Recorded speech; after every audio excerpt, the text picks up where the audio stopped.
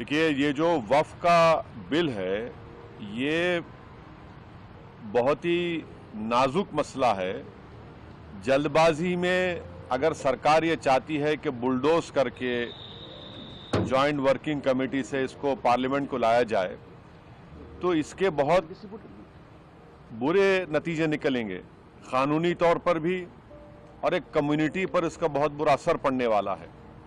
क्योंकि इसमें जो अमेंडमेंट्स प्रपोज किए जा रहे हैं, वो वक्फ प्रॉपर्टीज़ को बचाने के लिए नहीं किए जा रहे हैं, वो वक्फ प्रॉपर्टीज़ को बर्बाद करने के लिए किए जा रहे हैं। और जैसा ভারত সরকারের ওয়াকফ বিল নিয়ে সারা দেশ জুড়ে বিতর্ক চলছে। বিশেষ করে যারা মুসলিম তারা তো এর প্রতিবাদ করেই চলেছে, কিন্তু এর সুরাহা কি পেলেন? আশা করি পাবেন না। তার কারণটা পরে জানাচ্ছি। আগে জেনে নিই ওয়াকফ সম্পত্তির মালিক কে। ওয়াকফ হলো এমন কোন স্থাবর বা অস্থাবর সম্পত্তি যা কোনো ব্যক্তির যিনি ইসলামে বিশ্বাস করেন তিনি আল্লাহর নামে বা ধর্মীয় উদ্দেশ্যে বা দাতব্য কাজের জন্য দিয়েছেন। যিনি সম্পত্তি দান করেন তাকে বলা হয় ওয়াকিফ।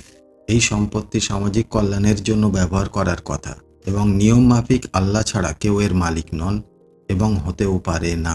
তাহলে এখান থেকে আমরা জানতে পারলাম যে ওয়াকফ সম্পত্তির মালিক প্রকৃতপক্ষে আল্লাহ তাআলা, এবং যারা দান করেন তারা তাদের মৃত্যুর পরেও যাতে এই দানের জন্য নেকি পান তার জন্য তারা জীবিতকালীন অবস্থায় আল্লাহর নামে দান করে যান।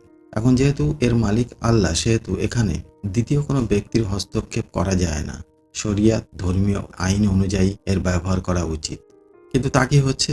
আর যদি না হয় তাহলে কেন হচ্ছে না? সবাই তো এই নিয়ে হইচই করছেন বা এর বিরুদ্ধে প্রতিবাদ করছেন, কেউ এর পক্ষে বলছেন, কিন্তু অ্যাকচুয়াল ঘটনাটা কি বা এর পিছনে কি কাজ করছে সেটা যদি আপনারা জানেন তাহলে অবাক হয়ে যাবেন। আসুন সেই বিষয়ে আজকে জেনে নিই। আসসালামু আলাইকুম and welcome to my channel Rehat Talks Live. আর আমি আপনাদের সাথে আছি তাহের। TV9-এর একটা সংবাদ আর্টিকেলে প্রকাশ করা হয়েছে ওয়াকফ অ্যামেন্ডমেন্ট বিল জমিতে আর দাবি জানাতে পারবে না ওয়াকফ কাউন্সিল, জেপিসিতে পাস সংশোধনী বিল। তো আসল খবরে আসি, ওয়াকফ আইনে কি কি সংশোধন আনতে চাইছেন সরকার সেই বিষয়ে। সরকার কোন কোন সংশোধন করতে চাইছেন সেটা এবার দেখে নিই। নাম্বার 1, এই বিল মূলত ওয়াকফ বোর্ডের ক্ষমতা হ্রাস টানতে চাইছে। নতুন সংশোধনীতে প্রস্তাব দেওয়া হয়েছে ওয়াকফ সম্পত্তি বাধ্যতামূলকভাবে ডিস্ট্রিক্ট কালেক্টরের অফিসে রেজিস্ট্রেশন করাতে হবে, যাতে সম্পত্তির সঠিক মূল্যায়ন হয়। এখান থেকেই বোঝা যাচ্ছে যে ডিস্ট্রিক্ট কালেক্টর অফিস অর্থাৎ ডিএম এর হাতে সর্বোচ্চ পাওয়ার বা ক্ষমতা থাকবে, যেটা আগে ছিল না।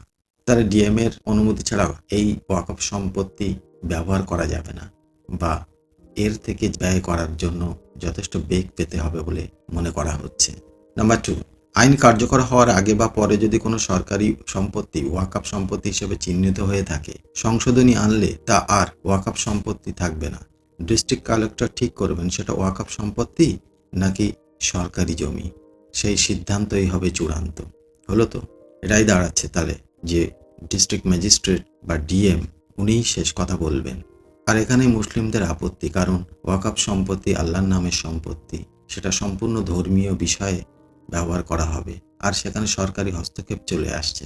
তার ফলে সারা দেশ জুড়ে মুসলিমরা এই আইন যাতে কার্যকর না হয় তার জন্য সই সবুত করে জমা দিয়েছিলেন, কিন্তু তাতে কোনো ফল হলো না। নাম্বার 3, সিদ্ধান্ত নেওয়ার পর চাইলে ডিস্ট্রিক্ট কালেক্টর কোনো বদল আনতে পারেন ওই জমির রেভিনিউ রেকর্ডে। রিপোর্ট দিতে পারবেন রাজ্য সরকারকে। রাজ্য সরকারের কাছে রিপোর্ট না পেশ করা পর্যন্ত ওয়াকফ প্রপার্টি বলে গণ্য করা যাবে না।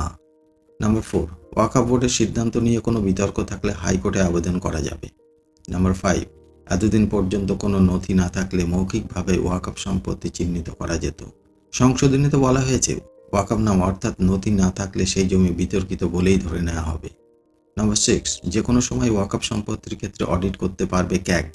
নয়া সংশোধনীতে কেন্দ্রীয় সরকারের হাতে থাকবে সেই ক্ষমতা। তাহলে এখন বোঝা যাচ্ছে তো মুসলিমদের কেন এই আইনে, এই সংশোধনী আইনে আপত্তি আছে। এবার আসল কথায় আসি, কেন এটা করা হচ্ছে। দেখুন, ওয়ার্ল্ড ইকোনমিক ফোরাম একটা ভিডিও পাবলিশ করেছিলেন। সেখানে তারা বলেছিলেন যে you are nothing and you will be happy. আপনার কিছুই থাকবে না এবং আপনি খুশি থাকবেন। তাহলে আমার কিছু থাকবে না বলতে পাবলিক প্রপার্টি, আমার ব্যক্তিগত কোনো জমি জায়গা সম্পত্তি থাকবে না। হতে পারে আমার বাড়ি নাও থাকতে পারে, সরকারি বাড়িতে থাকতে হতে পারে। আমার নামে যে জমি জমা আছে সেগুলো থাকবে না। তাহলে কার কাছে থাকবে? সরকারের কাছে থাকবে। অথচ আমি খুশি থাকবো। এটা কি করে সম্ভব? এর পিছনেই আসছে ইউনিভার্সাল বেসিক ইনকাম। সরকার সোশ্যাল ক্রেডিট স্কোর অনুযায়ী আমাকে মাসে মাসে অর্থ দিতে থাকবেন, আর সেই অর্থের দ্বারাই আমি খুশি থাকব। এখন এর আগে আমরা কতগুলো স্লোগান শুনেছিলাম, তাদের মধ্যে কয়েকটা হলো এক দেশ এক নির্বাচন, এক দেশ এক আইন। তো এখানে এক দেশ এক আইন করতে গেলে যে সমস্ত বৈষম্য আছে আইনের মধ্যে, ধর্মীয়ভাবে বা রাজনৈতিকভাবে বা অন্য সাম্প্রদায়িকভাবে আইনে যে বৈষম্যগুলো আছে সেগুলো তার সাম্যতা এনে একটা আইনে পরিণত করতে হবে। আর তার জন্যই ইউনিফর্ম সিভিল বিল, অর্থাৎ সারা দেশ জুড়ে একই আইন চলবে। তো একই আইন চলতে গেলে ওয়াকফ সম্পত্তিরও সংশোধন দরকার। তো আমি আপনারা আমরা যতই এর বিরুদ্ধে যাই না কেন, এর বিরুদ্ধে আন্দোলন করি না কেন, সরকারের মূল উদ্দেশ্য কিন্তু এটাই যে আপনার কিছু থাকবে না এবং আপনি খুশিই থাকবেন। কারণ এটা কিন্তু ভারত সরকারের কোনো প্রজেক্ট না, এটা বলা হচ্ছে ওয়ার্ল্ড ইকোনমিক ফোরামের একটা প্রজেক্ট, এবং এটা নাকি 2030 সালের মধ্যেই সম্পন্ন করা হবে। এটা কনস্পিরেসি থিওরিস্টের মত।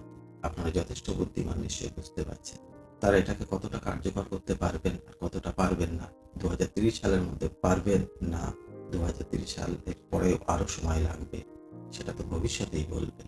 যদিও এখনো পর্যন্ত এটাকে কনস্পিরেসি থিওরি বলা হচ্ছে, তো এটা যদি সত্যতা হয় তাহলে এটা ফ্যাক্টে পরিণত হবে। এটা তখন কনস্পিরেসি থিওরি থাকবে না, ষড়যন্ত্রকারীদের ষড়যন্ত্র থাকবে না। যাই হোক, আমার মনে হয় যে এটা পেছনের আসল খবর, তাই আপনাদেরকে জানালাম। এবার আপনারা কি বোঝেন, আপনাদের কি মনে হয় সেটা আপনাদের ব্যক্তিগত ব্যাপার। যাই হোক, আশা করি আজকের ভিডিও থেকে নতুন কোনো তথ্য পেলে আজ এখানেই শেষ করছি। আপনারা সবাই ভালো থাকবেন, সুস্থ থাকবেন, আর হ্যাঁ, সাবধানে থাকবেন। Thanks for watching this video. Allah Hafiz.